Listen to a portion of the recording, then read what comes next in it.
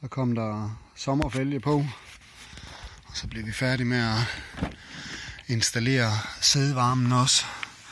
Stritter lige lidt med ledningerne, og der skal lige støvsuges lidt, men skulle vi bare lige have det sat til, se om det virker. Så med et ledningsbøvl, det skal også lige laves lidt om og loddes lidt på det hele, men sådan det, når man overtager en gammel bil. Ja, vi så har fået den monteret hernede. Og se, helt slukke. Start op her.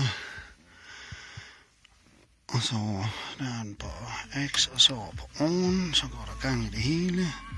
Så er der gang i sædevarmen. Op på 5. Og se, der er ikke noget baggrundslys i.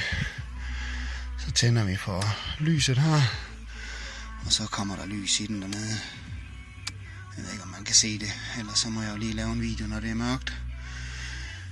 Men ja, det er en rygerbil, og den trænger til at lige at blive støvsuget. Men sådan er.